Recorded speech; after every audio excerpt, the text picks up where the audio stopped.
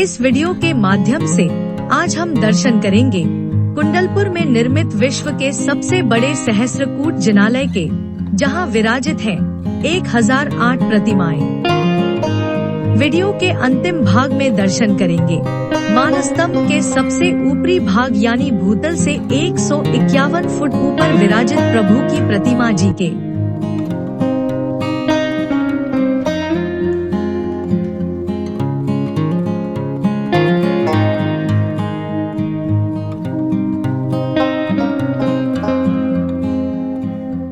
आचार्य गुरुवर की परिकल्पना से बने इस सहस्त्रकूट जिनालय की अलौकिकता देखते ही बनती है, क्योंकि अधिकांश जगहों पर उस तरह के सहस्त्रकूट जिनालय और मानस्तंभ बने हैं जिनमें विराजित प्रतिमाओं के दर्शन बाहर से ही और धरातल पर खड़े होकर ही किए जाते हैं।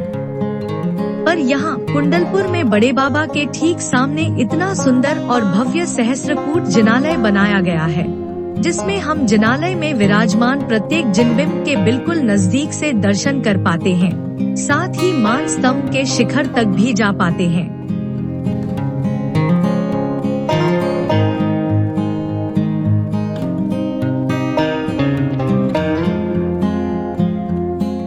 वास्तु योजना की अपेक्षा से यह सहस्त्रकूट जिनालय कुल 34 मंजिला बना हुआ है, जिसमें प्रत्येक पद्मासन प्रतिमाओं वाले तल पर एक दिशा में 7 प्रतिमाएं विराजित हैं और प्रत्येक तल पर चारों दिशाओं में 28 प्रतिमाएं विराजित हैं और खड्गासन प्रतिमाओं वाले तल पर एक दिशा में 9 प्रतिमाएं विराजित हैं और प्रत्येक तल पर चारों दिशाओं में 36 प्रतिमाएं विराजित हैं।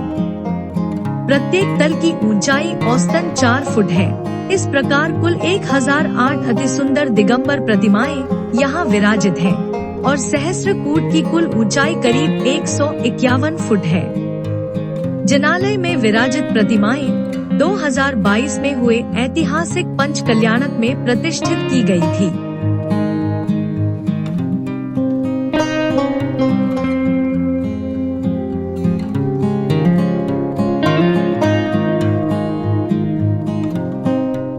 सहस्त्रकूट जिनालय क्या है?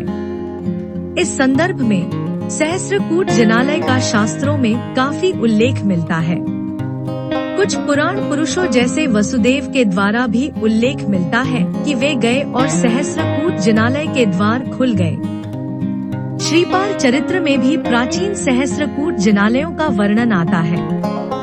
वर्तमान में जो सहस्त्रकूट जिनालय देश में बने हुए हैं, उसमें सबसे प्राचीन टीकमगढ़ के पास भानपुर में 9वीं शताब्दी के आसपास बना हुआ जिनालय देखने को मिलता है।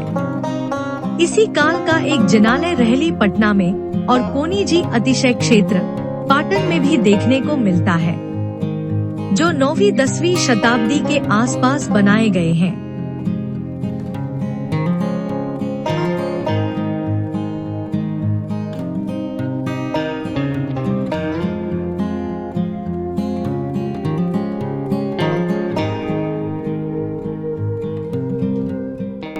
श्री प्रमाण सागर जी द्वारा शंका समाधान में दिए गए जवाब के अनुसार ऐसा लगता है कि प्राचीन काल में सहस्त्रकूट जिनालय का रूप कुछ और रहा होगा, क्योंकि जब हम शब्दों की ओर जाते हैं तो कूट का अर्थ होता है शिखर यानी चोटी। तो कहीं ऐसा मंदिर रहता होगा जहां पर 1008 शिखर होते होंगे या 1008 प्रतिमाएं विराजमान होती होंगी। वह सहस्त्रकूट जिनालय की एक अद्भुत छटा होती होगी।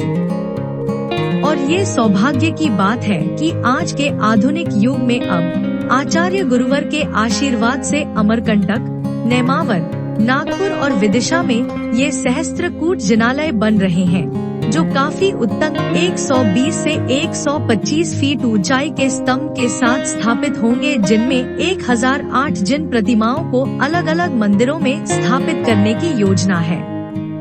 इसी क्रम में संपूर्ण विश्व में सबसे बड़ा सहस्त्रकूट जिनालय कुंडलपुर में 151 फुट की ऊंचाई के साथ बन गया है।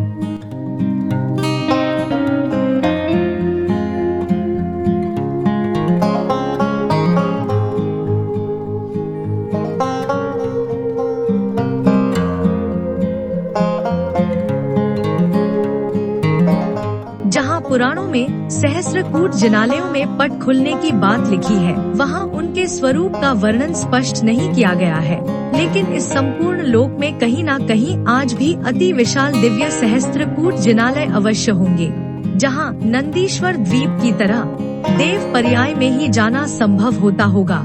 तो आज हम भी कुंडलपुर में बड़े बाबा के सामने स्थित इस सहस्त्रकूट जिनालय में वहाँ के दर्शन की भावना भाते हैं कि हमें भी कभी देव पर्याय में जाकर उन सहस्त्रकूट जिनालयों की साक्षात वंदना करने का अवसर जरूर मिले। फिलहाल आज भी जो अवसर हमें मनुष्य पर्याय में मिल रहा है, ये भी बड़े सौभाग्य की ही बात है।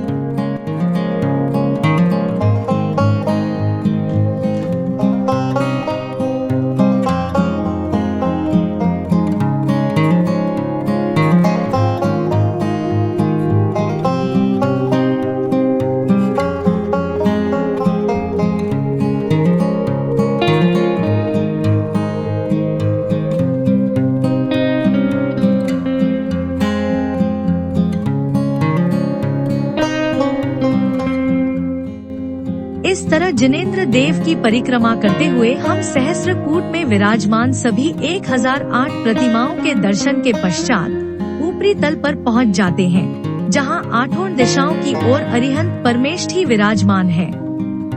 ऐसा लगता है हम साक्षात भगवान के समवशरण में आ गए हैं। चारों ओर सौम्य प्राकृतिक वातावरण और एक तरफ बड़े बाबा का अति भव्य जिनालय, साथ ही भूतकाल और भविष्यकाल के जिनालयों से आती हुई वरगणाएं हमारे मन को जिनेंद्र देव के ध्यान में डूब जाने को प्रेरित करती हैं। निश्चित रूप से यहाँ की जाने वाली पूजन अर्चना, जाप और ध्यान अगुणित ही फलदायी होगा।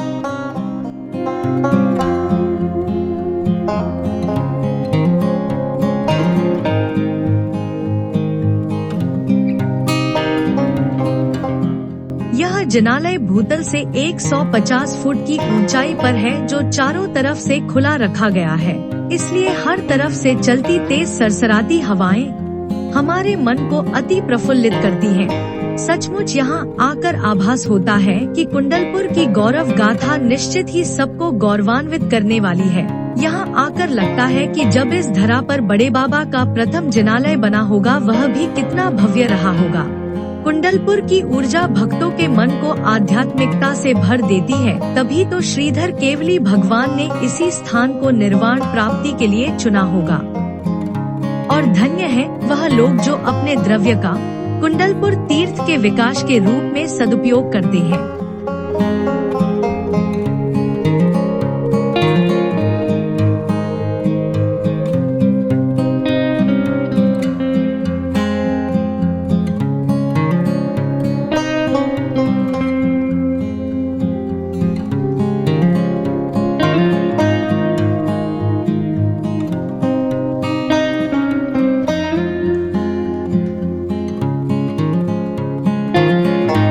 कृपया वीडियो पसंद आया हो तो चैनल को जरूर सब्सक्राइब और कमेंट कीजिएगा। इस वीडियो के बाद हम कुंडलपुर वंदना का अगला वीडियो पोस्ट करेंगे।